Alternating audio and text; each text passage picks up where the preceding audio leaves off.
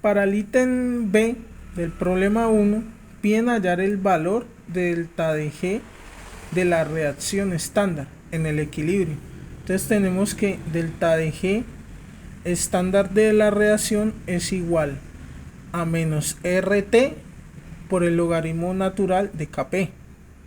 Entonces, haciendo los correspondientes reemplazos de los valores, tenemos la constante de los gases ideales T, que corresponde a 393.15 Kelvin, y logaritmo natural de 4, que es el valor de Kp.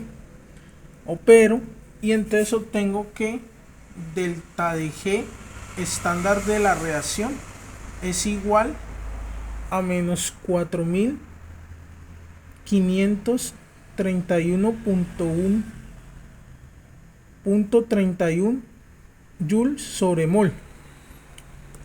Como bien sabemos por el curso, la teoría ya dada, cuando el valor de delta de G es menor a 0, significa que la reacción es espontánea.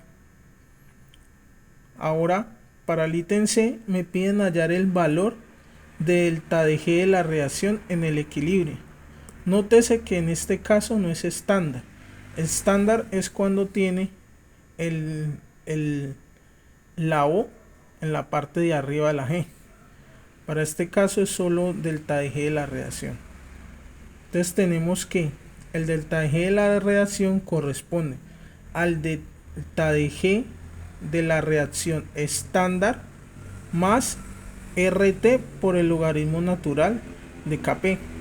Nuevamente reemplazo todos los valores y obtengo que el delta de G de la reacción es igual a menos 4331.31 joules sobre mol más 4531.31 joules sobre mol.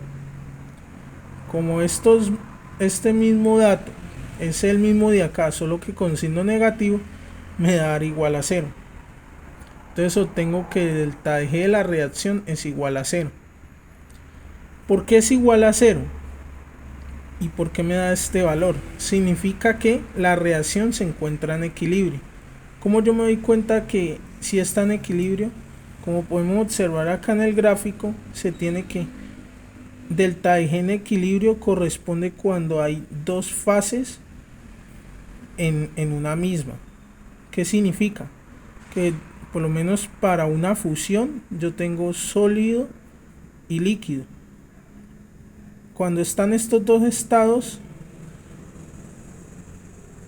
unidos, significa que el delta de G va a ser 0. Como en este caso se habla de una reacción en fase gaseosa, yo voy a obtener una fase líquida que a su vez también va a tener una fase gaseosa.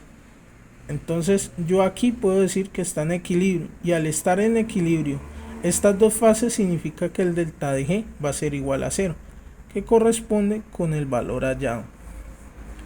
Ahorita tenemos el problema 2.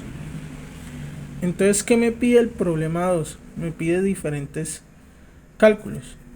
Entonces, el problema 2 dice que yo tengo una mol de agua que pesa 18 gramos. Me dan una temperatura de 27 grados, que es 300,15 Kelvin. Una temperatura 2, que es 100 grados, que es 373,15 Kelvin. Una presión 1 de 1 atmósfera, una presión 2 de 50 atmósfera. Tengo la densidad del agua, que es 1 gramo sobre centímetro cúbico. Me dan un valor de alfa, un valor de K y una capacidad calorífica correspondiente al agua de 75,33 joules sobre mol por Kelvin. En el ítem A me piden calcular delta de H. Delta de H yo lo puedo expresar como delta de H sobre delta de T a una presión constante de T más un delta de H de P a una temperatura constante de P. Yo a el primer delta de H lo voy a llamar de delta de HA y al segundo delta de HB. La suma de delta de HA y delta de HB me va a dar el delta de H total, que es el que me están pidiendo. Entonces primeramente tengo que delta de HA es igual a delta de H sobre del dP dt a una presión constante dt. Esto es igual a Cp por delta dt. Cp por delta dt yo lo puedo expresar como Cp por el número de moles por el delta de temperaturas.